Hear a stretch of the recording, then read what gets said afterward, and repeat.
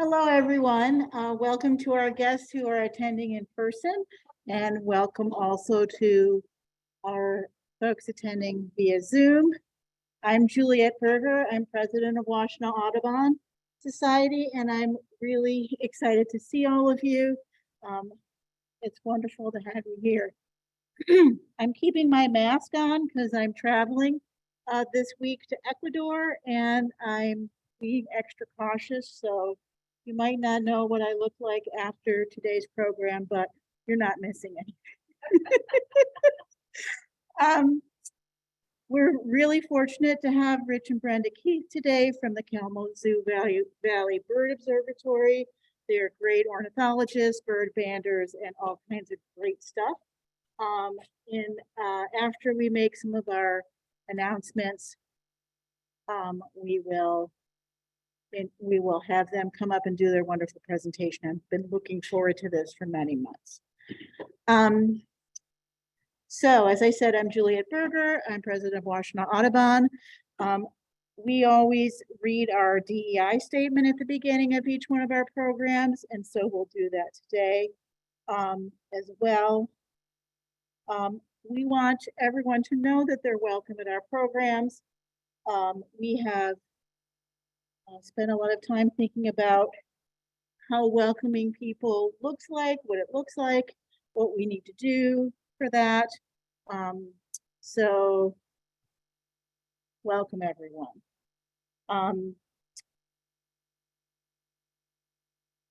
The birds Washtenaw Audubon pledges to protect differ in color, size, behavior, geographical preference, and countless other ways. And as we honor and celebrate the equally remarkable diversity of the human species, Washtenaw Audubon considers the work of inclusion, diversity, and equity a top priority moving forward.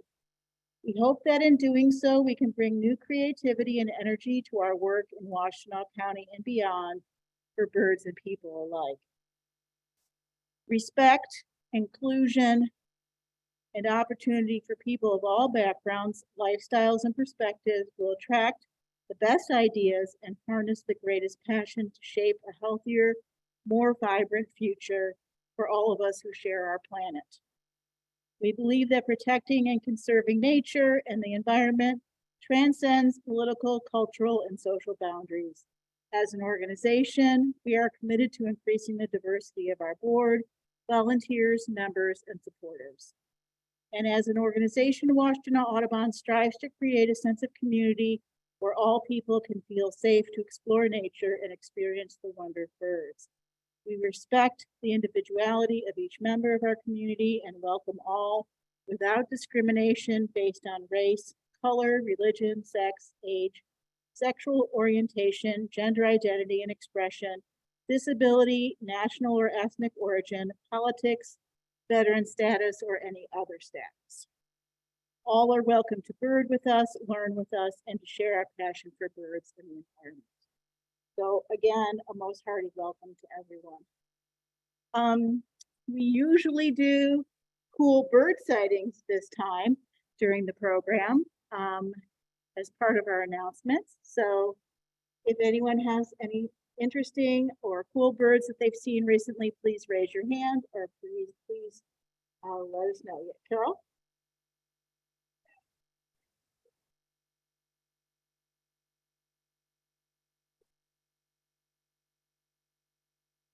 Is it a house sparrow with a leucistic condition?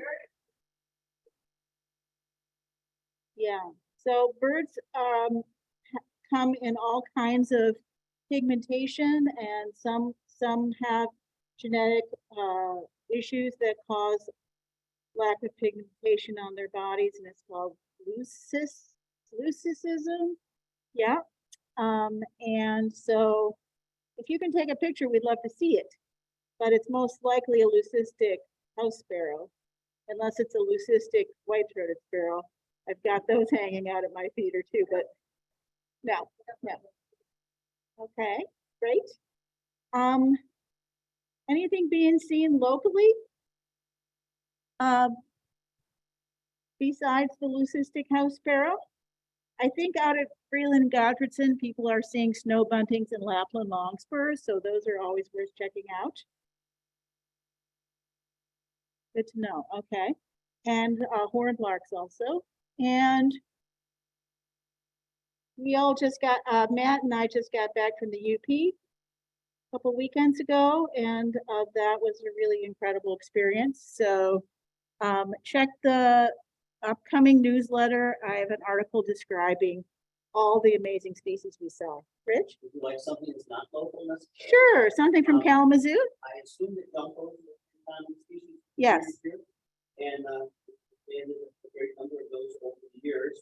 And previous work has established that the male the colored juncos actually will stay farther north than the females. They go more like southern Indiana.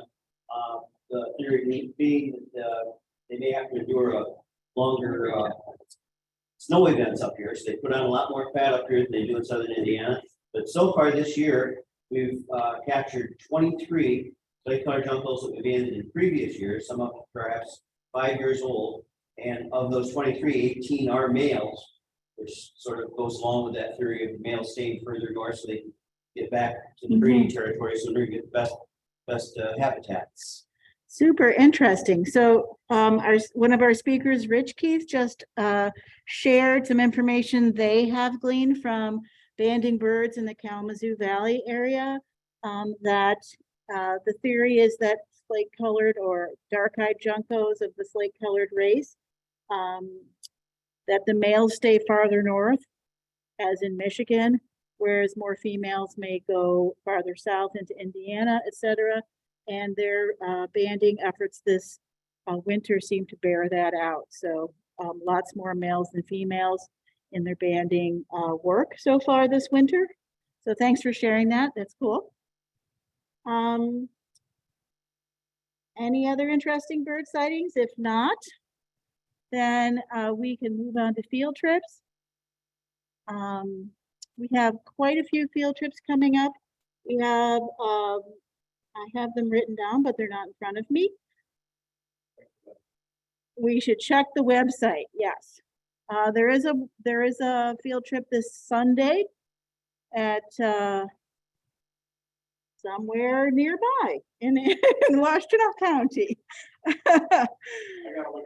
I have the field trip chair, Matt Spoor, here, so I was kind of hoping to rely on him. So we have Matthaei Botanical Gardens. We're meeting at 9 a.m. here at the conservatory. And Matthew Spoor will be leading that field trip. I'll be in the air going to Ecuador. So in terms of upcoming programs, next month we have Mike Kelp, who's going to do Michigan Nature for All Seasons or something like, let me see. I've got it listed here. I will read what it says. Yeah, so we have 4 seasons of natural history in Michigan coming up in February. That's February 15th. And in March, we are going to be announcing that shortly. We don't have a speaker lined up yet. In April, we will have Ben Lucking talking about our trip to Ecuador that we're doing this week. In May, we have Ram Ramamurthy doing a program for us on birding the deserts of Rajasthan. And in June, Don Chalfant, who always does our June program, will be giving us a program about our February visit to Central Florida. So, hope to see many of you at those upcoming programs.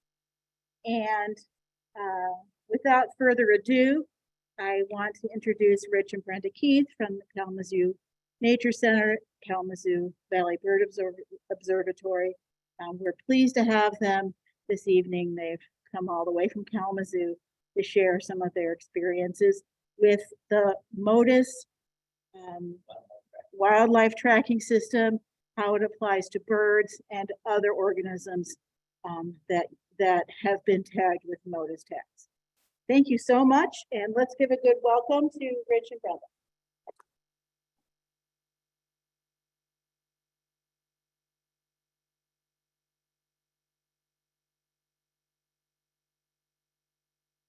Are we on? Okay. Yep. So this is our first Zoom meeting where we've been the speaker. We've been to plenty of meetings where we've been sitting at home watching a Zoom meeting, so this is new for us.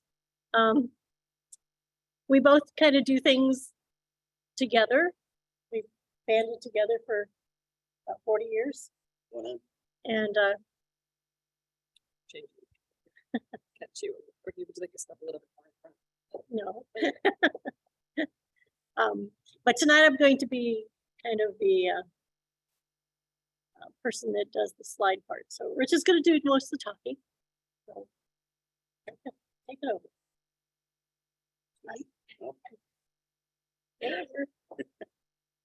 Yeah, I do most of the talking most of the time, so it's appropriate. Kalamazoo Nature Center was founded in 1960, and the first major program that was established there was called Nature's Way Preschool in the 60s, which is still continuing. And then the second major program that was established was the bird banding program, established in 1974. Banding had been a part of Dr. Batts, our original president, Nature Center, had used those in his ornithology classes at Kalamazoo College. So banding has always been a part of the Nature Center. And at the length of time that we've been banding and the number of birds, I think we're up over 600,000 birds banded at the Nature Center. Makes us one of the largest and longest running banding stations in North America.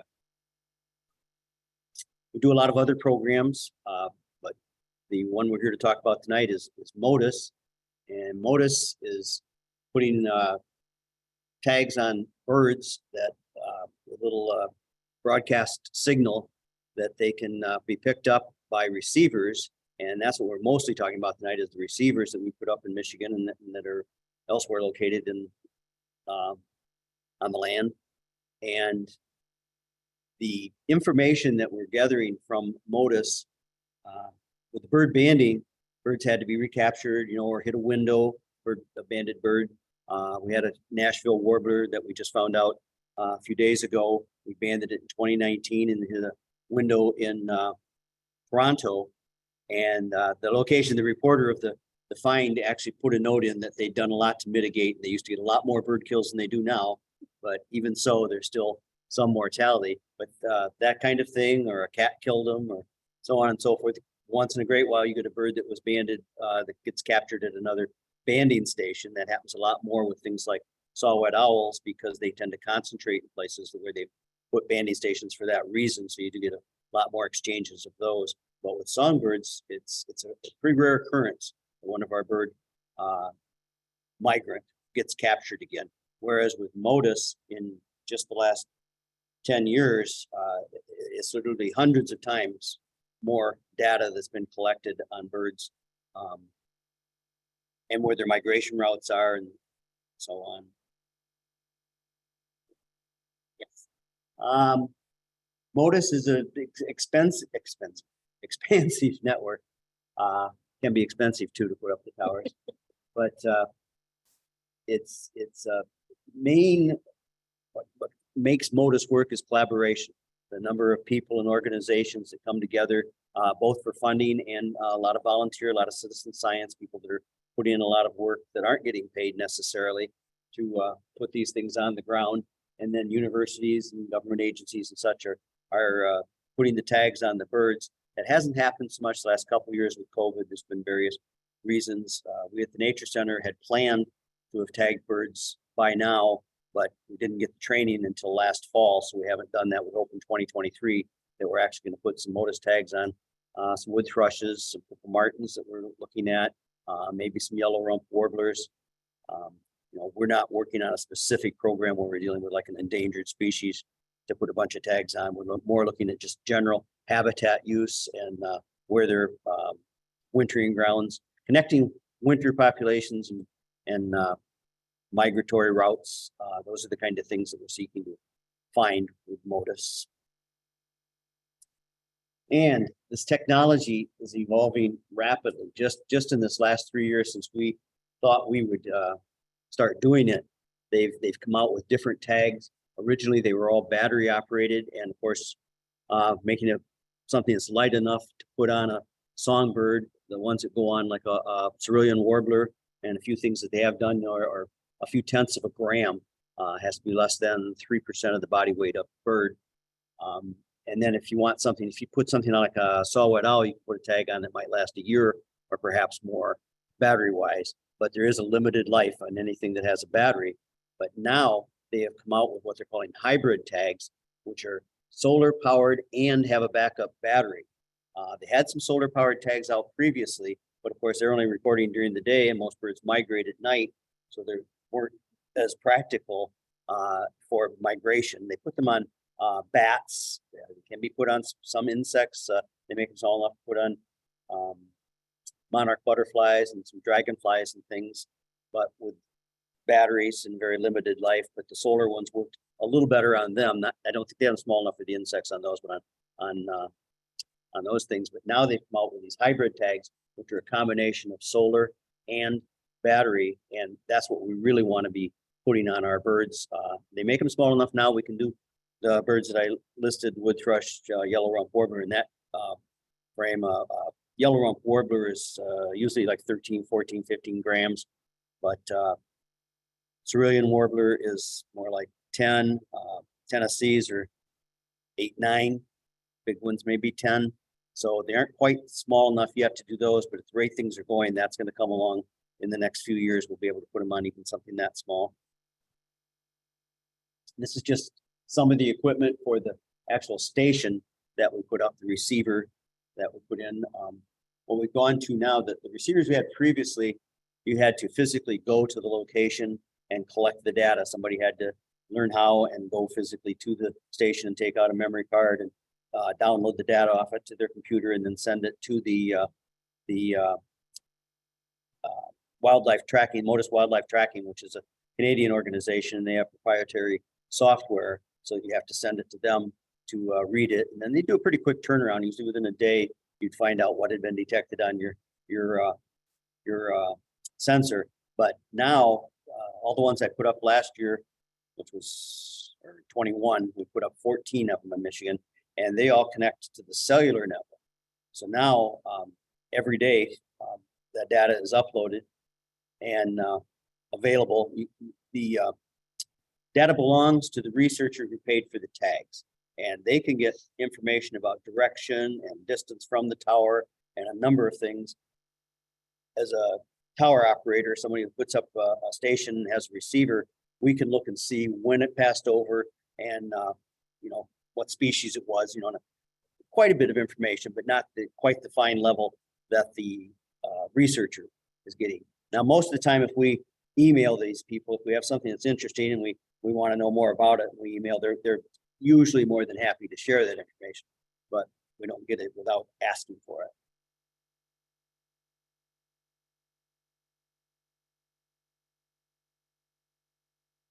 When we first started doing this, the concentration was primarily in Ontario. That's still where the biggest concentration is. Pennsylvania in the Northeast has established a very good network across there, what they call a virtual fence of towers. These towers, these antennas can sense at least 15 kilometers. They probably can sense more than that, but that's the suggested range. So you need towers every 30 kilometers to have an effective fence, in this case, across New England states, Nova Scotia, up that way, and then down the Gulf Coast. Florida has a pretty good concentration. But now in 2022, there's a lot more of them on the West Coast. I was telling somebody a few minutes ago that there were hardly any out there, and there actually are quite a few, not nearly enough. Those are a lot more than 30 kilometers apart in many cases, but there is getting to be a better representation there. And they're around the world. There's some representation, I think, last I read, on 4 continents, some in Africa, some in Europe, somewhere else besides North America, well, South America. But not nearly the concentration that we need in a lot of these places. Michigan, the towers across there, I've got 18 stations that we're operating out of the Kalamazoo Valley Bird Observatory right now, and we have continuous coverage from Lake Michigan to Lake Erie, with one exception, which happens to be where we're standing right now. in Ann Arbor, and that one is, I think we should get that up next spring. We've got a location now, and I think everything's gonna work out. We'll get that one up. And Michigan's pretty significant. The whole Great Lakes are a significant flyway, and a lot of birds funnel through Michigan, especially in the spring. But hopefully we're gonna pick more of them up now. We've got three stations in the UP, then we've got some further north. We've got Bay City, Grayling, which Kensington was one of our original, we have 3 in Kalamazoo and Kensington. Those 4 were the first ones we put up. I think all those were 2018 went online. But in 2021, we were up to 18. And then I'd say we'll put up one more, we'll have 19. What are the red stars? Just the red stars denote regions like the Midwest. And they have different people who are kind of responsible for promoting the program in these areas. They've just hired a coordinator at the Bird Conservancy of the Rockies, and to try to promote these, to go out and work with local Audubons. You know, some government agencies, we work a lot with the National Guard. I think we did 6 or 7 of our stations we put up 2 years ago were with National Guard funding. They do a lot of environmental work. Congress has mandated that they keep track of what's on their properties and manage it and work with them. And MOTUS is recognized as a good tool for doing that. And they're trying to promote more of that further west because there just isn't the coverage. Missouri's ended up with some pretty good coverage, but to get further west than that, those are pretty far apart. And a lot of these, I don't know, I shouldn't say a lot of these, I don't really know, but it's likely that a number of them are just a single tower at a university where somebody's doing a study of a specific species, you know. And my primary interest and a lot of the reason this network exists is to try to find out more about migration. Our training time was 37 years ago that Brenda and I started doing this as volunteers. And at that time, the focus was entirely on either breeding or wintering. They were just looking at those 2 parts of the bird's life, but it's become recognized they actually some birds spend more than half their life going to and from their breeding or their wintering grounds, and most of the mortality occurs on migration. In songbirds, I'm speaking of specifically here, the mortality rate is probably between 75 and 95% for most species. You know, they may nest several times, and have 3 or 4 young that they raise each time, but not many of those birds survive. If a bird lives, you know, and a small bird can live 10 to 15 years, some less than that, but you know, they're you know, out to that, probably a 5 to 7 year average. So if they just can reproduce, you know, bring 2 of those young survive, they've maintained a stable population. It's not quite technically correct, but you see what I mean, that they're never destined for all of them to survive. Most of them are destined to be somebody else's food. That's just how it all works. But 2015 was when I first heard about MOTUS. And then 2017, we went to a bird conference in West Virginia, and Stu McKenzie from Bird Studies Canada gave this presentation. This is one of his slides from there, where they were studying these gray cheek thrushes, and they had been doing a project on the coffee plantations in Colombia and looking at the difference between shade grown and intensely farmed, whatever the term is for their non-shade grown coffees.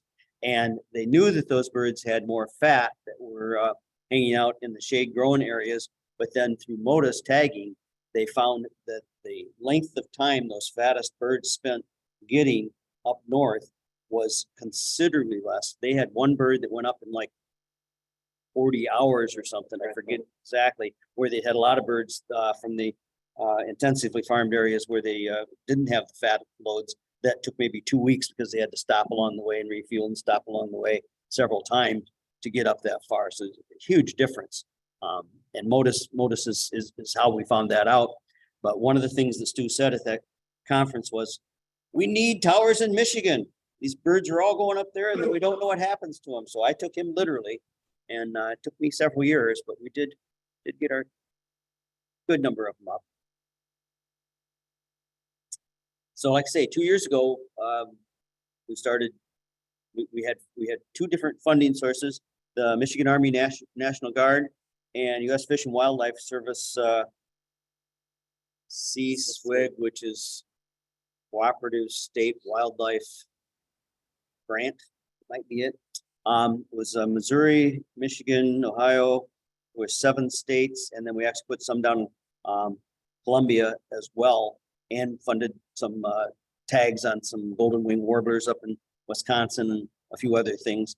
But a large grant that people in Missouri that were pretty much did the work to make that happen, but we were lucky enough to be part of it. So between those two, I funded 11 stations, and then they had a few more Surratt Nature Center and private property down near Surratt. Seems like I'm forgetting something, but anyway, that's the main reason we have this line across Michigan that we have now is because of those 2 grants. Then also 3 in the UP and Grayling and Bay City are all National Guard armories. And so we spent, John Brenneman and I, is in this picture, 1 week we took and we went up and did the 3 in the UP, Gladstone, Marquette, and Sault Ste. Marie, and then back down to Grayling. We did those 4 in 1 intensive week of, one thing I see here on my slide, that first year in 2018, we put ours up in Kalamazoo. We put 3 of them up in Kalamazoo County, kind of in a triangle so we could read from each other. And we recorded Kirtland warblers going over Kalamazoo County. And the fun thing about that was they'd never been recorded in Kalamazoo County. They'd never been seen there. They just aren't seen on the west side of the state. And those birds took 3 days from the time they were detected going over Kalamazoo before they got up to the breeding grounds. And one of them was what we call an after second year. It had been born at least 2 years prior to that. And which usually are the more successful breeders, the ones that have already done a migration before and been through a breeding cycle and know what they're doing. And that bird was predated by a hawk. So it didn't succeed. It had a mate and then was predated by a hawk. The second one was a 2nd year bird, which are the ones that are less likely, they haven't been through the whole thing yet, just kind of winging it to figure out what they're supposed to be doing. And that bird got a mate, laid eggs. He didn't, she did. And the eggs were predated. Then they laid another clutch and those successfully fledged. So that's all because they had MOTUS tags on them. They do intensive searching, handheld devices. They can go out and actually locate individual birds and so on and so forth. But again, compared to what we could get from banding, which is, bird was banded here and it showed up here dead or alive. MOTUS is just amazing what we can get, potential that we can get from that. If anybody has any questions at any time, I'm perfectly happy with that. I tried to get John to go all the way down in that hole, but he just wouldn't do it. But he was digging the hole, so I couldn't complain. This is up at Bay City. Several of our towers that we put up, we had to do this. We had to put a 3-foot cube hole and put our first section of mast into that hole and get a truck to come in and put a cubic yard of cement in there to give it ballast so that when we get all these antennas on up there, it's a good wind catcher. So you got to have it well supported. Then we also anchor it to the building. But this is the beginning of one of them. And then this one's at Taylor Armory, which is just a ways from here. And this was a little easier. So we just had to drill holes in concrete, which I thought was going to be horrible, but they actually have equipment where you can drill holes in concrete nowadays. Not that hard, especially if somebody else is doing it. So next one. So this is us getting ready to go up to the UP with that load. I had a U-Haul trailer and just a little bit of stuff, go ahead, loaded into the car for a week in the north, but we put 4 antennas. Well, there's 2 different frequencies. So we have long and short antennas. So there are 8 antennas per tower. We did 4 of them. So there's 16, 20, 32 antennas up there, plus all the cables, which took up quite a bit, plus a whole lot of other miscellaneous stuff for us to do the work. But it was pretty gratifying to go up and don't know if there's one with, I think we have one that's complete, or is that the one I already Next, looked at with next, the cable? Go ahead. next. Oh, no, next. Maybe back. Sorry. Back. Not yet. One more. No. One more. All right, I was wrong. That happens all the time. No matter how many times I tell her what to do, she's still right. And I'm not kidding. We've been married for quite a while, but we still have fun. This is just going up in we had rent lifts in these various towns to take us up to do the work. And there's what I was looking for. That's what she said. This is what it would look like after we got it up with eight different antennas up there in this whole big bundle of cables coming down. And we had to take that through into the inside of the building and mount a receiver inside the building to hook it up. All this equipment is super good though. It's easy to use. It's, it's a job, it's physical to do it, but it's not that hard. Just have to get up there and do it. I want to say fun thing, but that's not quite right. But my friend John, we did all this together, does not like heights. And it was quite an adventure for him to be up there 40 feet in this lift. Day after day. For a whole week, yeah. Okay. That's just a view from, this is Sault Ste. Marie from up where we're putting up the antennas. It was, fun to be in the UP. It was not like being a tourist in the UP quite, but it's still fun to be up there. Now, these are some birds that, this is one of the first reports we got was for a eastern whippoorwill banded up in the Bruce Peninsula. And you see the antenna whip there coming off its back. I was amazed that they could put it on, but these, coastal birds, most birds, their legs aren't fully formed and stuff when they're born. You couldn't do this, but the harness, they could actually apply these at that very young age. And the second picture here where they actually caught the bird later, same bird. And we've had, this is probably, pretty sure this is our most detected species. We've detected them on towers all across Michigan coming from the Bruce Peninsula. It's an endangered species in Ontario and obviously not a common species here in Michigan either. It's on many special concern lists. I don't know if it's on an endangered list in any states necessarily, but it's definitely one that's not faring terribly well with climate change and human activities. But fun bird and really interesting to see that many detections. And the person that does it. Oh, the Eastern person birds. that did this had banded for us several years before that and got a lot of her training through us. So that's always fun too. We've got another person who worked for us several years ago who's at Trent University now and is doing a oyster catcher project. She wants to put transmitters on 10 oyster catchers next week, American oyster catchers. And I think that's just the coolest thing. She is looking for funding. She needs $10,000 to buy the particular kind of tags she's doing, which I'm not fluent. They register on more networks. I can't remember just what the difference is. They're much more expensive tags than the regular MOTUS tags. $200 to $300 is the price for a regular MOTUS tag. I got lots of other places that I'd like people to donate money to and do things.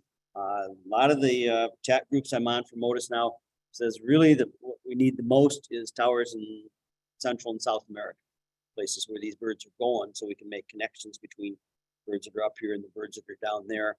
But there's lots of good projects. But if anybody has particular affinity for American oyster catchers, this Lynn Alexander Brown at Trent University, Ontario, is going to be doing that project, which I think will be really cool. This is another one of our early detections.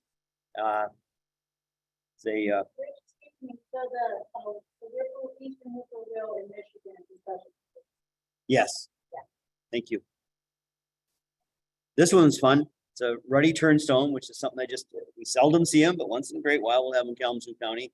See them a little more over on Lake Michigan. You guys probably see them on the east side a little more, maybe not in Washtenaw though. But pretty little bird.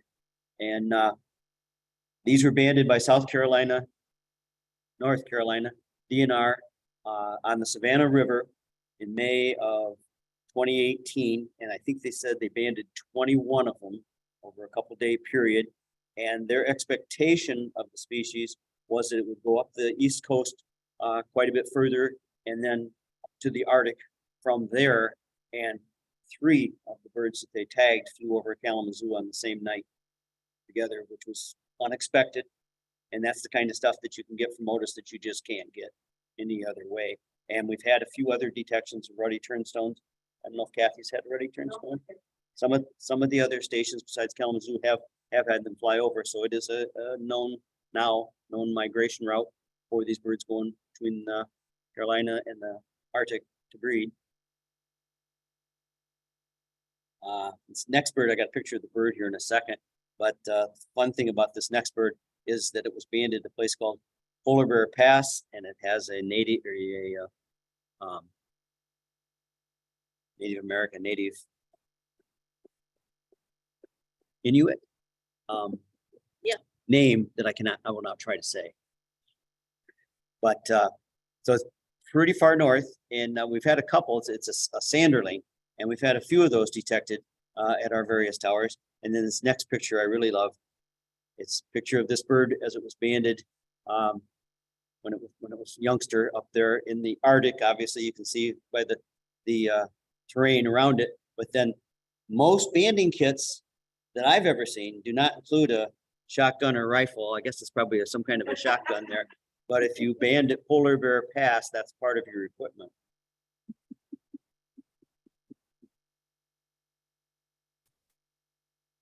This is a bird, I think I said earlier that we finally got our training to put the harnesses on. I should say Brenda did, and Alan Chartier, which I suspect you guys know Alan Chartier. He came down and we had a woman come up from Ohio State and train us on putting the harnesses on and such. This was just a trial, so that we took them back off. We didn't leave these tags on, but we have actually had some experience now and seen how to build the harnesses and put them on the birds. And we should get, I fully expect to put some on this year. I'm the kind of guy that until after it's done, I won't say it's a done deal, but everything seems to be in place right now. I mean, we've got the funding, which is always, of course, one of the biggest things. And it's training to apply the harnesses. I just have to write a proposal to send to the banding lab and tell them what we want to do, what species we want to do and everything, get those approvals, and then we'll be able to tag. Hopefully we'll do some wood thrush. This is Swainson's, I believe. This was in the fall. And we'll probably I'd like to do some gray cheek, yellow rump warblers. We're doing some purple martins. We have an individual that has a colony where we band every year. She would like us, she's going to fund us 4 tags to put on those. And partly, we're going to get an apparatus where we can actually track, put some of these on Vireo and wood thrush we're going to do during the breeding season. We're doing that in Fort Custer National Guard area, and we'll do that. We'll actually spend some time trying to follow those birds around and see where they go and so on and so forth, how they're using habitat. And then we'll do more of the other species in the fall and hopefully get some information on where, like the purple martins, are they going to that Tennessee roost, or there's another one in Kentucky, I believe. There's some big roost.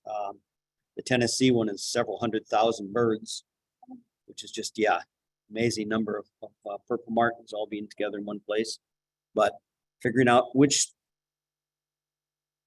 a lot of these birds have multiple strategies. They don't all breed in one small area, and then except purple warblers, and then all winter in one small area. Most of them have a variety, like distinct areas that they go to and from.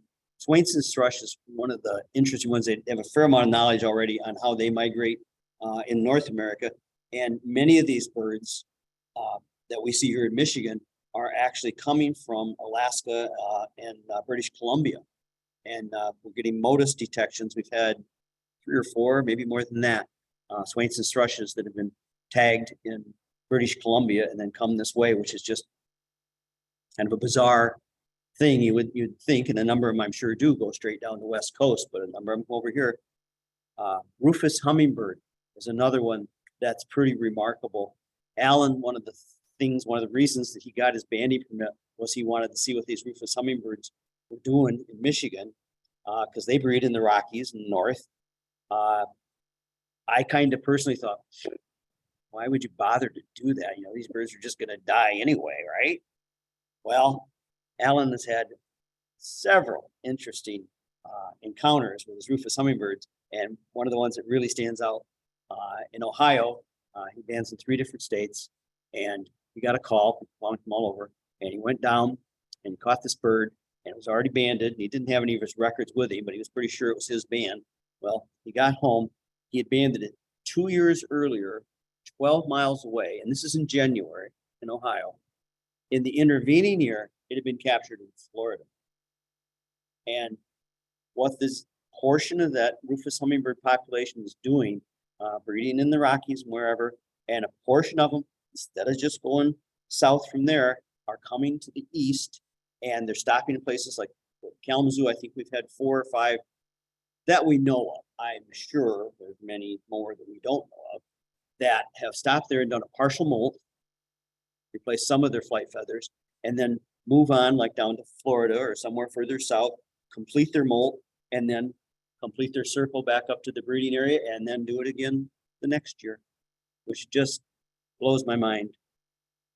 They would do that. Tiny little birds in January and December in Michigan and Ohio. Speaking of hummingbirds, I didn't do that intentionally. This was fun. This past summer, we go to a handful of places where we can catch numbers of hummingbirds. And Alan does a lot of places here on the east side of the state. We do several on the west side of the state. Brenda trained with Alan and got her permit in 2007. And I trained and have a permit, although I don't call myself a hummingbird bander like they are. They're definitely the experts. But we go to this couple here hosts us at their place, and it's the largest place that we go to in Michigan. Alan has had a bigger one in the UP once, but that person passed away and he no longer has access to banding up there. But we can band, we've caught as many as 200 new and previously banded hummingbirds in a 3-hour session at this place. We have several banders, several net runners, and not net runners, we have traps for these. But we banded down there for a number of years. We missed a couple of years with COVID, but this past summer we went down, and the first time was in July, and we had 60 something, 61 or 2 birds that we captured that had been banded in previous years, which is pretty fun in itself. But we had 3 individuals, all females, that one had been banded in 2016, 2 had been banded in 2015, and 1 had been banded in 2014. Well, we went back in August to band again, and the bird banding laboratory, who's the overseer, issues our bands and so on, kind of gives us the guidelines for what we do. And all birds for banding purposes have a magical birthday on January 1st. It's, hatch year the first year, and that's January 1st, their second year, so on and so forth. And they have a date established by species, and I don't know exactly what that date is, but it fell between the July and August date that we were there the 2 times last summer. And when we recaptured that 2014 bird in August, it tied the longevity record for North America. And we got those 4 old birds that are hanging out that we're hoping to have the oldest hummingbird in North America sometime in the next few years, which is kind of cool. It's kind of a remarkable thing for a little bird like that too, that how many times it's been. Yeah, exactly. Thousands and thousands and thousands. Well, the wings, feathers get replaced. Nope. You wonder how the joints are feeling. And she looked amazing. She didn't look like she was that old. I mean, she seemed perfectly healthy. So I'm usually the trap runner, go back and forth to get the birds, bring them to Alan and Brenda. And one of the things we have to do that we've learned is the males, as you probably realize, are on the verge of dying every day. Basically, all they do is fight and defend the feeders. They don't even defend the territory. They don't defend the females. They don't defend the nest. They just hang out at those feeders and fight, which is heck of a way. But they stress a lot easier. So we've learned that we have to look at, when we capture a banded bird, the first hour or so we're okay. But then if we capture banded birds, we look at the band and see if it's one that we've just handled already and so on and so forth. So we get it released rather than holding it for 20 or 30 minutes before we have a chance to look at it. I hate when I do this. I talk too much and I forget what I wanted to say. Where was I going with that, Brenda? That's the old female. That's the oldest female. Yep. Yeah. And I'm sharing it with the homeowners, and their name is Summer.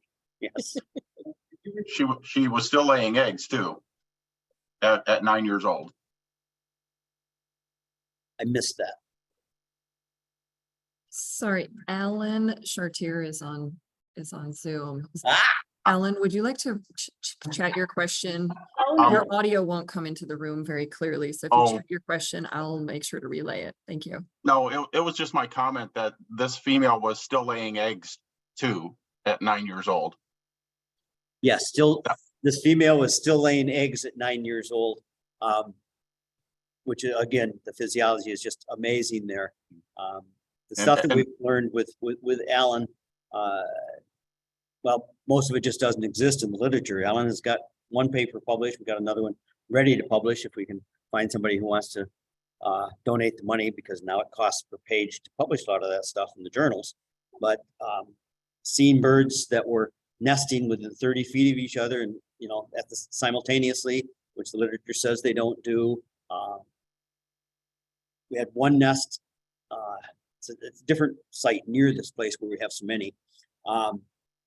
There was a broken limb that would actually teeter, and it was a small limb, maybe only 3 feet long and an inch in diameter or something. And bird nested on it one year, and we don't know for sure, but the next year there was a nest on the same limb, probably the same bird. Just crazy stuff.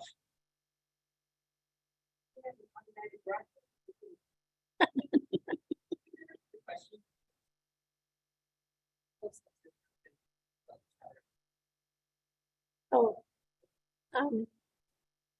she just said that the female of the nest had a rocker, so why wouldn't she re-nest there? Because she had a maid. She had a hammock. Oh, now we're getting into old stuff. Yeah, This has nothing to do with MOTUS. I thought Mike was going to be here. That was who I was going to show this to. But this is 31 years ago, if I remember correctly. That's how long Brenda and I have been doing this stuff. This is up at Whitefish Point, and we just thought this would make a nice picture with her holding the great gray and me holding the saw-whet. I think, and Chris Neary up at Whitefish Point was going to double check this because I said it is from my memory, but I think we had either 5 or 7 great grays that night, and I'm not sure that's happened since then, but it was a pretty spectacular night. They have many spectacular nights at Whitefish Point. And this is from our 2015 banding of snowy owls in Michigan. Chris Neary and Nova McKentley and Brenda and I and Dave Brinker came over from Maryland and spent a couple pretty cool days up in the UP and trapped. We had just one at that time. This female snowy owl, and it takes a couple of hours to put a tracker on. We put the tracker, it's a little hard to see, but it's up there just behind the head and on the center of the back. And you have to, it's harnessed, it goes around the legs, around the body. And the critical part is you have to get all of that harness against skin. You can't have it over feathers, or eventually it will work its way down to the skin and be too loose. They had one early on, they let someone who had experience putting transmitters on geese, but they had not done owls, and they didn't get those feathers properly, and the transmitter ended up sliding around and being on the stomach, which of course didn't work. So that was just a very bad situation, but these owls have way more feathers than the Canada goose. A lot of downy feathers under there, but that was one of the special moments of my life, actually getting to have a snowy owl on my shoulder for about an hour. We started out working on the bench, but Dave Brinker's about 6'4", and he was getting a sore back bending over. And I said, well, how would this work? So everybody thought that was a good way to do it. We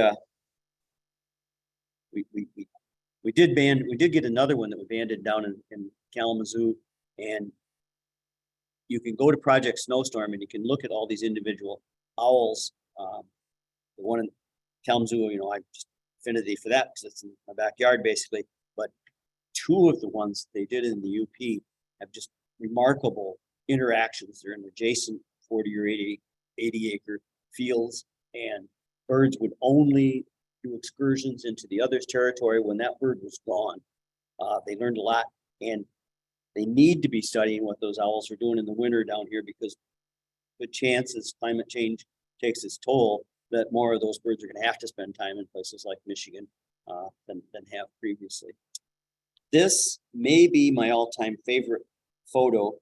This is banding at my site at home, which we call Pittsfield, and I probably had that combination of species in hand previously, but I had never had the hands to take that photo previously. And this day I was able to get these 9 species of warblers all at once. And I have a strong affinity for warblers. I think most people do, but yeah, that tickles me every time I see it. Dave, can you, for the Zoom audience, name the species, go around clockwise? Well, there's one that's named correctly. And that's the one on the left. When I always have new people, I say, well, what would you call this bird if you were going to name it? And they say, well, black and white. And that is absolutely correct. But after that, they're not usually that easy. Black and white warbler on the left, an adult male American redstart. Next, I'm going across the top. Well, I will skip that next one for the moment. And then we have Wilson's on the right on the top. And then down below, we have a golden wing female. And hard to identify as a hatchier bird anyway, but that next bird that I'm not holding very well, I've got 2 in each hand, is a northern parula. A fun one, in my opinion, this next one is fools a lot of people when I'm training people, but it is a black-throated blue male. I can tell you that, but I cannot tell you, I can tell you because I know, but the hatchiers or the after hatchiers are virtually identical. There's a few feathers. The Lula feathers have green edges on the hatchiers versus a bluish edging on the after hatchiers, but they look just like the adults. And they come out of the nest not looking like the adults. And most of these warblers, within 3 weeks of the time they come out of the nest, go through a complete body mold and molt into something that looks much like the adults in many cases. The next one, next to the black-throated blue, is a blue-winged warbler. And then the 2 that are left, right above the blue-winged, and one that is below, I had, let's see, yeah, that's not me. Whoever is holding the one on top, I had it tried to expose the foot. These are both hatchier birds. And on the one on the top, I tried to expose the foot, which isn't very well exposed, but the clincher, and there are other differences, but the clincher when we're identifying these birds in the hand is the one on the top has yellow feet and the one on the bottom has fleshy colored feet. And that is the black-poll warbler on top and the bay-breasted warbler on the bottom. But, with experience, they're not terribly difficult, but the 2 look a lot alike.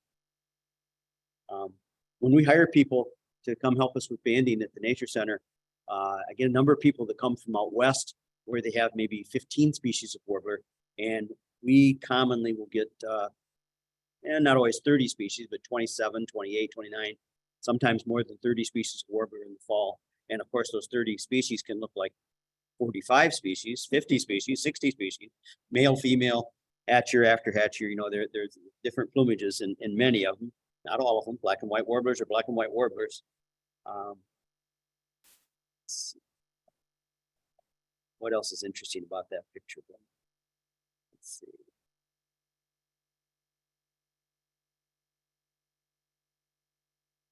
There are other subtle things when we have them in hand, but I'm not seeing a lot to actually point out right now. Okay. And this is me, and it looks like I've been standing around birds looking at my coat. That may actually be pink, so we're working on the house though. But this is just a few weeks ago. We band in the garage in the winter. We try to band once a week, which doesn't happen because of weather. But we have birds in these cloth bags that you see, but then we also have birds in each of these paper bags. And we're working with a graduate student at, it's part of the University of Pennsylvania, not called Clarksburg. It's one of the satellite schools, blanking on what the name of that university is right now. But anyway, he is looking to see if he can detect microplastics in bird poop, which I think is extremely interesting. Shortly before he approached us about doing this, I'd heard on the radio that they had found microplastics in the Arctic. They're everywhere, including in us, obviously, all our food and everything. He didn't want us to put the sample birds into the cloth bags because we don't know what's going to be shedding microplastics. Virtually everything we deal with does. So we put them in paper bags, so he had a known sample. He would know that it hadn't been contaminated by other things. We haven't sent them to him yet, so we haven't seen any results. And I don't know where it'll go from that, but just the concept, that's kind of the start of a lot of research is, can you detect microplastics in bird poop? And, the answer to that could lead to some very interesting research, I think. Does anybody know what the statistic that the average person consumes of plastic? Is it a week? I don't think it's a year. It's in a much shorter time frame than that. It's a short time frame though. Within a single year, they estimate that we ingest the equivalent of a credit card in some period of time. Even if it's a year, that's enough. So, what are we doing? I get a big kick out of some of the work we do. I get kicked a lot, actually, but I always carry one of these vials with me so that I'm prepared if we come up with a tick, because we found ticks. We found dog tick in January. That was the first record of dog tick in January in Michigan. That would be a sign that our winters are warmer. You're having a terrible tick year here. We're going to, because it's not cold. That could have something to do with it. But the black-legged tick, the one that's most likely to transmit Lyme disease to people, is commonly out even in January, February, when the weather's at all warm. And by warm, I mean just barely above freezing. And there's a couple of other species, one other species that we commonly catch just if the sun's warm in patches, even if it's still below 32 out, we'll find ticks on some of the birds. But this bird has an adult tick on it. I think this was a song sparrow. And we have been collecting ticks since 1997. We worked with Notre Dame, worked with Oberlin College, and then most of our work's been with Michigan State. And we have had, I think, 5 or 6 adult ticks that we've taken off birds in all those years. And one year, it depends on whether there's a project going where we can get paid to take ticks off, because it's pretty time consuming. But one year I counted just to see them, we've taken over 7,000 ticks mostly from the ears of birds. But like I say, only 5 adults out of 50 to 75,000 ticks we probably removed at this point. And this one was in March, and none of the species of ticks in Michigan are adults feeding in March. This turned out to be a new species for the state. There had been 21 previously identified, 17 endemic, and 4 that had come on tourists from Ecuador or wherever that brought them home with them. But this is an Ixodes bruneus. Ixodes scapularis is the black-legged tick.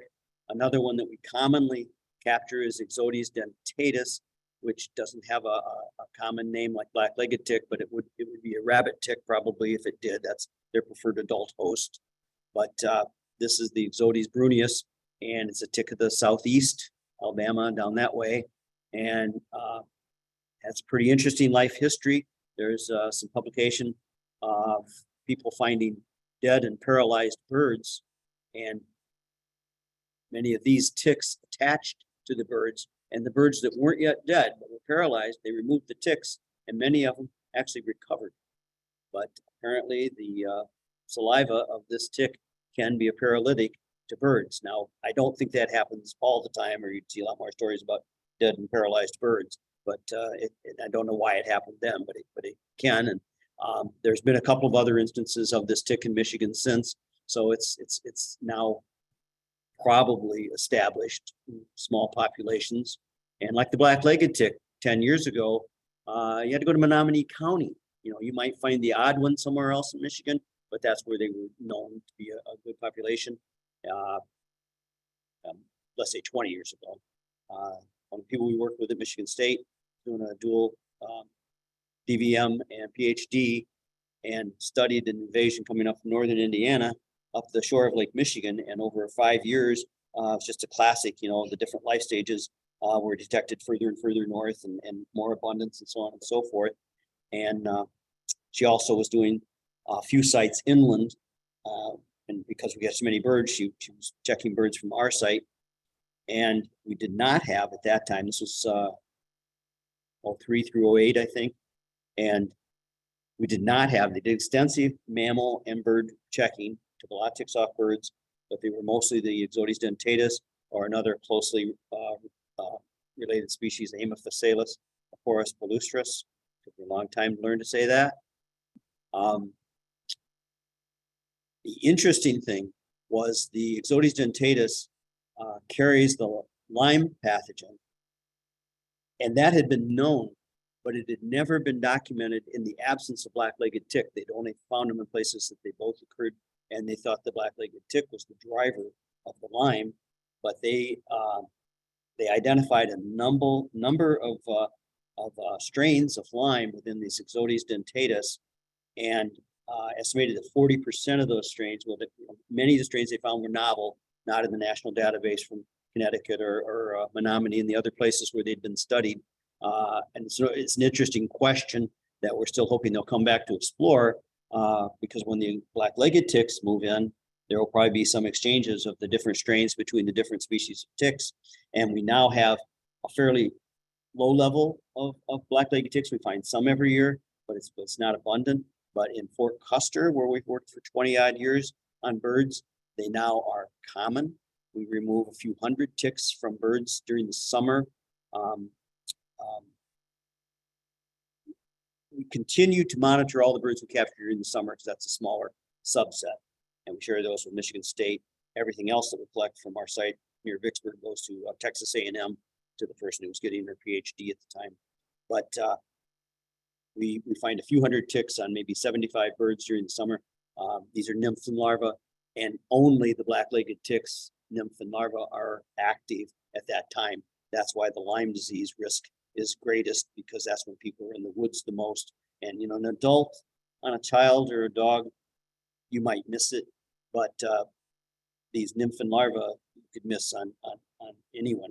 I consider myself pretty much an expert on checking myself for ticks because we're out there so much, and I found many on me. The recommendation is check twice a day, you know, morning and night. It takes a minimum of 48 hours for the tick to attach, blood to reach the gut, which makes the bacterium expand exponentially and eventually bursts into the bloodstream, and then can be into the saliva and be injected into humans. So you got a good long window, but they are hard to detect because they're so small. And just a year or two ago, watching something on YouTube or whatever, and they were talking about checking your belly button, and I thought, My God, all the years I've been doing this, that's not a place I've looked. It's logical. You should be looking there, but anyway. Stories about ticks. And this picture has been shown, I think, on every continent now. Early on when Sarah Hamer was doing her tick work, spanning up the coast of Lake Michigan, we caught this eastern towhee. There's an eye there under my finger and above by my thumb. This is the ear of this eastern towhee, and it is literally stadium seating. And I think in this case, Brenda removed 252 ticks from the 2 ears of this bird. I think they were mostly nymph, but there were probably some larvae in there too, and they're mostly pretty well engorged. People often ask me what that bird might have been hearing, and I always say, actually, the adaptations of ticks are fascinating.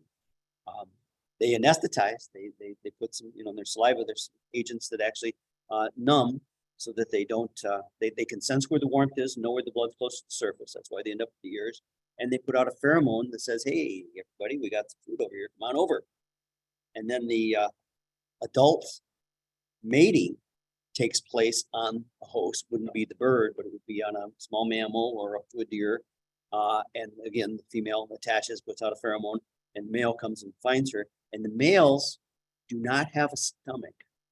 They do not eat as adults. They will take a blood meal if they're becoming dehydrated, if they haven't found a female, but they don't eat. Their only job is to find a female and inseminate.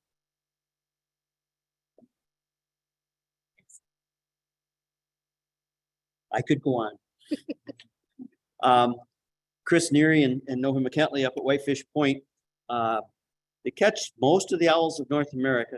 Obviously some spotted owls and things they don't get, burrowing owls and a few things that they would never catch. But another one that they don't catch is the eastern screech owl, which is on the right in this picture.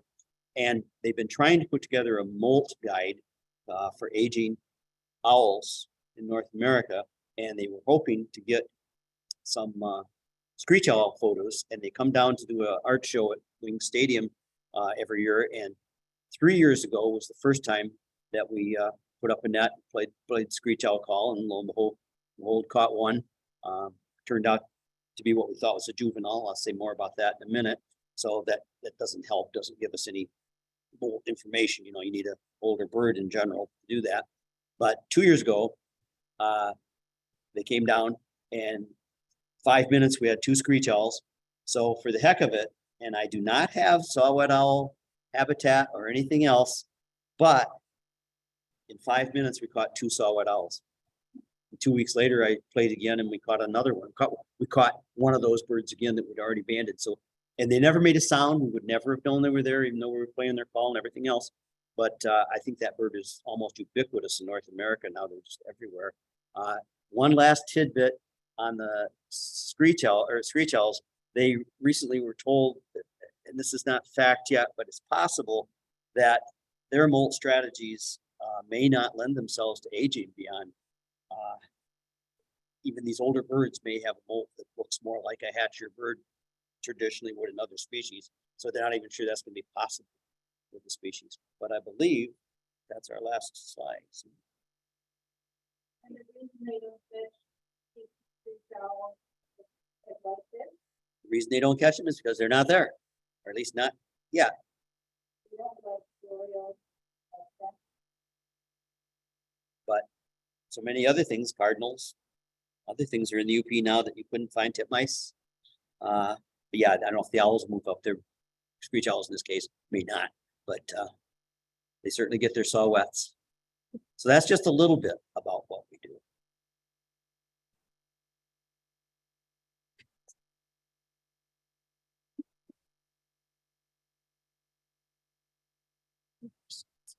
Any questions? Yeah, we have some questions. I did just think of something else that I should say, and Kathy has said this to me. She's almost jealous because we've got these other towers up, and the most productive receiving station that we have is Kensington. It's had 17 detections. Fort Custer is actually, I think, at about 14 or 15. It only says 11, but we replaced some equipment at one time and it started over. And then Bay City, Taylor, and then really productive is Waterloo, you know, all along here, where I'm sure Ann Arbor is also going to have great detections. But Jackson College, I think it's at 16. It's right behind the number of Kensington detections. And there's a saw-whet owl hanging out. It was banded between Cincinnati and Dayton in 2021. Never heard from again until October. It showed up once up in the Bruce Peninsula, Canada, and then it came down November 2nd. It was first detected on the Jackson Tower, and it's been detected on 27 different days, including this morning. There was a detection, so I checked to see before I left, and sometimes for 6 hours during the day, which means it's roosting somewhere within the detection area of those antennas. But that's extremely fascinating. So, questions? Yes? What's the detection area again of the tower? The detection area is a cone. What was the detection area is the question. And it's a cone coming out from a point, and it's at up to approximately 15 kilometers. In good conditions, it's farther than that. You kind of depend on that much. But Dave Brinker over on the Assateague Island had a detection at 42 kilometers out over the ocean. So Michigan's relatively flat, so I wouldn't be surprised to get detections a great deal further than that. We try to put the towers 30 kilometers apart, and in most cases we're pretty close. We've got a couple that are 40 some kilometers, but you know, flat enough that I hope we can still get the detections. Yes.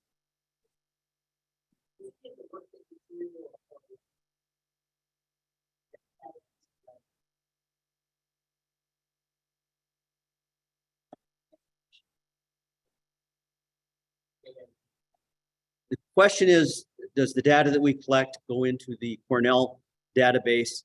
And indirectly, yes, a lot of it does. All of the MOTUS data and stuff would go, there's what they call the Avian Knowledge Network. It has different nodes. One of them is Cornell, Point Reyes, California. Just they have the data in several locations so it won't get lost. But the banding data is our biggest bugaboo. And it's just, there's just never been the money to put together a good program for putting that all in one place. The Avian Knowledge Network has every intention, and we're actually, through the National Guard, we're actually working towards that. But banding data is just the most difficult. They can deal with point count data and a lot of other stuff much more simply, but they're just, I don't know if it's just because there's too many points of data within banding data or exactly what their biggest problem is. But since 2007, we've been trying to get banding data into the AKN, the Avian Knowledge Network, and they want it. But we got 2 people we're sending out to New Mexico to a conference to get more training. You know, we can put, because at the Nature Center, we have a tremendous amount of survey data. We've handled both breeding bird atlases for Michigan. A lot of things have come through Kalamazoo. But the banding data is still, we're still waiting for that to be accepted. It goes to the bird banding lab who issues the bands, but it's just not, and I'm talking about something I know very little about really, but just computer wise and whatever, it's not in a form. Well, for one thing, they've never collected effort for the bird banding data. They collected age, sex, you know, those other parameters that were standard, but they didn't collect effort. So it's really hard to put, you know, to use that data without associating it with effort. So we're working on it. There's more interest by far now than I've seen, you know, like almost 40 years that I've been doing this, and there's more interest, more and more funding following up that interest and things happening. I think we're getting there. Hopefully not a day short, dollar short, day late, but yes. Lifespan of those tags, back to that slide where you had the hybrid tag. What was the lifespan of those types of tags? Theoretically, for as long as the bird lives. Really? Life tag is what they're called. Yeah, it's a solar with a battery that will charge it, so it can, doesn't have much juice. These are very, very faint signals these things put out. And I think that's where the proprietary software and reading it and understanding what it's telling us comes in. It's not a strong signal at all. But yeah, that's that. What's the cost of those versus? I imagine that one time. It's all changing rapidly. And yeah, what is the cost of these tags for the MOTUS tagging? And it's all changing very rapidly. And just 2 years ago, those were about $400 and the other ones are about $200. But now they're all between $200 and $300, with the life tags being the more expensive, and they're getting smaller and cheaper at the same time, which is like everything else for computers. And this was a question that Kathy had for me recently too. She had read that there was a $1,500 fee for registering your tags on the MOTUS network, and I did clarify that yesterday. And that was originally what they had, and that was you had a minimum order of 20 tags, and then there was $1,500 activation fee on top of the cost of the tags. And one of the reasons that I was anxious to get a bunch of towers going in a network here was that they had a progressive usage fee that started at $75, but if you had more than a certain number of towers year round, it went to either 50 and then eventually down to $25. And now there is only that $25 per tag registration fee. No $1,500, no annual charges, no 75 down to 25. It's just flat $25. So if you want 20 tags, it'd just be $25 for each of them when you turned them on and registered them. Yes. Some of the other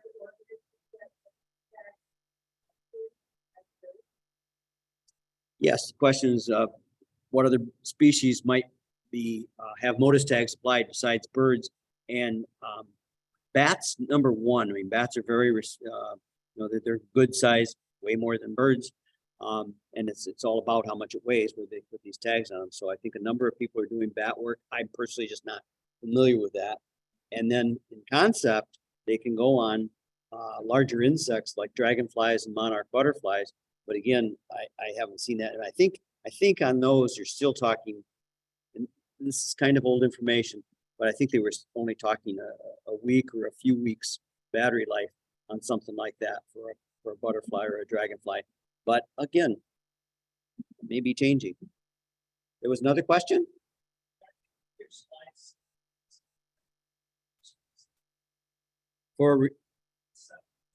Question was the cost of setting up a MOTUS receiver station. And yeah, the slide that I showed said a range of $4,000 to $10,000, depending on just what you have to do. The one that we're putting up here in Ann Arbor, they have equipment, so you don't have to go rent we won't have to rent a lift to go up. I think they're going to donate some of the costs, put in the cubic yard of cement. I mean, it's only $200, something like that. And structural, yeah. And then the tower itself's a couple $100 a section. We're probably only gonna have two 10-foot sections, and antennas, or the long ones, are $325 a piece. The short ones are $100 a piece. Cables run. I bought all the cables the same length, so it's going to be 60 feet. I think that was $90 or something for each cable. Wouldn't have had to been that much, but I bought them longer because I was using them on different places. Yes, that was grant money that funded the mast and the antennas and the receiver. Receiver's about $1,100.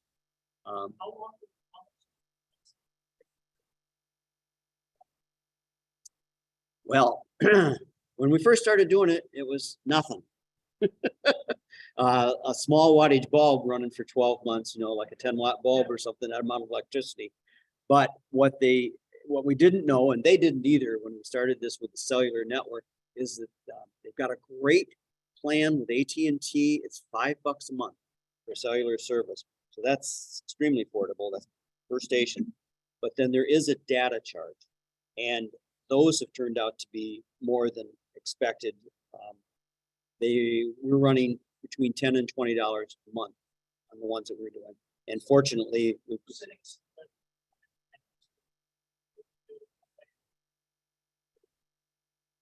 the question was, if we're sitting next to Wi-Fi, does that make it free? Well, no, that's what the data charges are.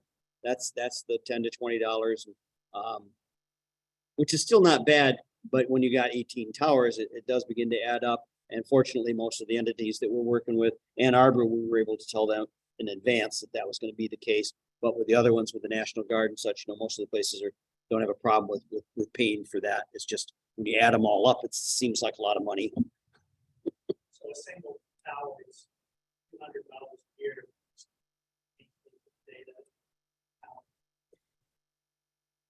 Question is it just a few $100s for the power and maintaining of the station each year? And yeah, and those $20 ones are the National Guard ones.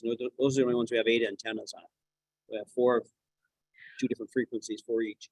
And yeah, several of those are $20, so 240 plus the 60 for the, so yeah, $300. Where in Ann Arbor are you going to put up the tower? Where in Ann Arbor are we going to put up the tower? Well, we're going to put it up, I believe, on a city-owned golf course. Huron Hills Golf Course. They got a small building out there with electricity, and we'll be able to put them up there. And hopefully, it's not in a driving range area where people will use it as a target, but it's not. Far east end of that golf course, and that sounds like a perfect location as far as being open and nothing. You can have trees and stuff, 100, 200 yards away, and it's not going to impede it because it goes up anyway. But the more open it is, the easier it is to establish it.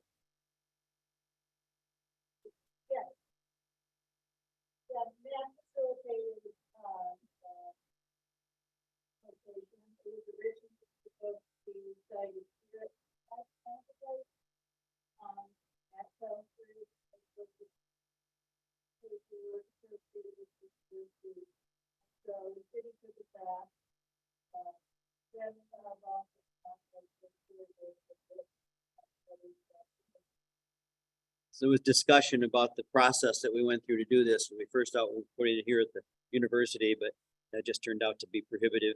And Ann Arbor wants it. They're going to get it.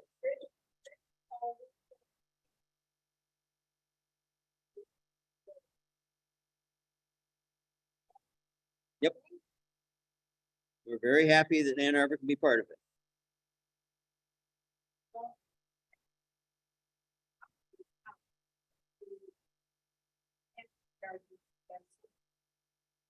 Question was, how come the towers at the National Guard units have so many antennas? It's directly related to how big their grant was. There is another reason though. And I wanted this virtual fence from Lake Michigan to Lake Erie, and that required just pointing antennas all east-west, so each one is pointed, they're not all in a straight line, but they're pointed towards the adjacent station so that we have a continuous coverage of Lake Erie to Lake Michigan.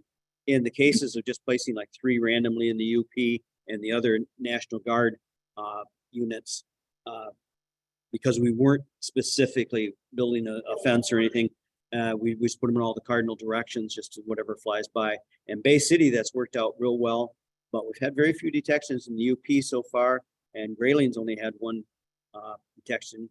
And that's another thing that I forgot to mention earlier. We had in early October this year, we had 18 different Kirtland's warblers that registered when they took off to go south, and they said that this was the latest departure date that the Kirtlands had ever had. But that was pretty cool. We had a few individual detection for that. We had a bird that showed up over by Bay City in August, I think it was, post breeding anyway, and then didn't leave the state till October, so it was hanging around somewhere. But yeah, I thought the UP was going to get more detections. That Grayling would get more detections. Bay City, very logical because of the birds passing by there. I don't know.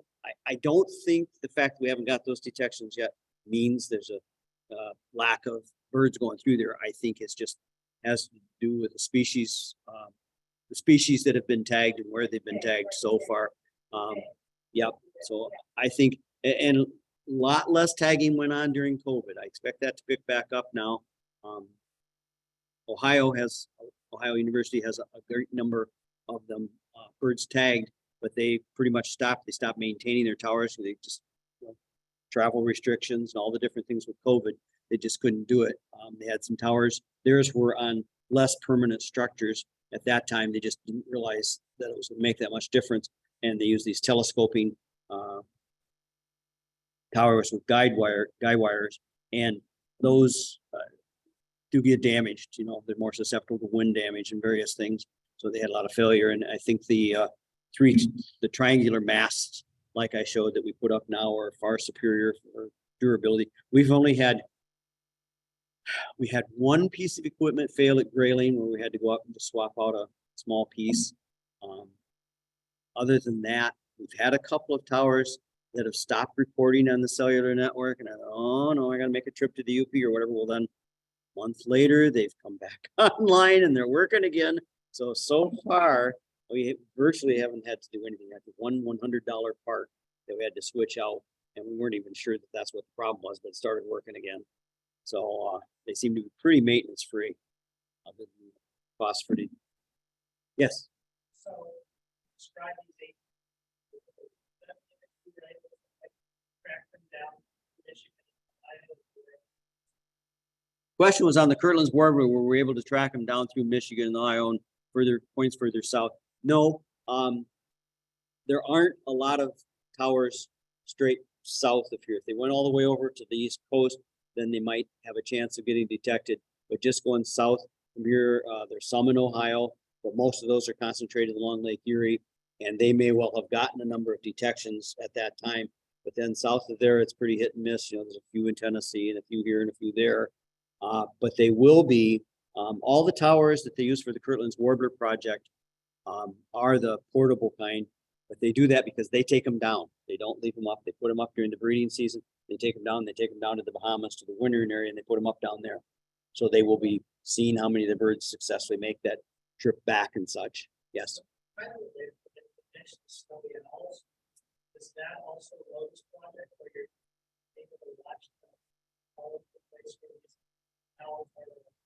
The question is, with the snowy owl projects part of MOTUS also, and the answer is no, they weren't, because a couple of things. At that time, MOTUS wasn't the thing that it is now, but also because they're so large, they could do different types of transmitters, and they're about the size of a deck of cards, solar powered, which one of the problems they've had is they don't get charged fully, because they call the birds little sunflowers, because they'll turn and face the sun all day long. And so that transmitter, or that transmitter on their back, is mostly in the shade. It gets enough that they can do some, but these transmitters can record up to 100,000 location points, and they report back through the cellular network, but these birds spend almost their entire life north of the cellular network. So they don't necessarily report in every year, but if they ever come back, they will. And I think they've only done 70 some birds, and 5 of them we did here in Michigan. So we have a nice representation, and they have learned a great deal just from those 70 birds, but much more expensive, but they can also, when they report in and they have contact with them, they can go in and reprogram them. They can say how many times a day they wanted to record locations, and a number of other things that they can do with those, because they're bigger and just have a lot more stuff in them. Raspberry Pi, which I don't know anything about computers, but I guess that's the invention, that little bitty programmable chips that they can put into stuff. They're in our cars and everything, I'm sure, but that's what makes all this stuff work. And there's a company that's developed that and worked very hard at making the technology work. And then the people in Canada have been working to figure out how to, or the cellular technology company, the CTT, has been learning how to use those, how to put them on birds and make them work. Yes. Thank you so much. We need to wrap up our presentation now, but it was fabulous. I'm so excited about you guys coming to the conference with us about Mars. We really appreciate what you shared. We enjoy sharing it. Oh, good. Everyone who's here, David's here selling t-shirts and hats, so get your Washington Audubon flag. Well, they're not buying Washington Audubon. It's just for in person. And we need help putting the chairs closed.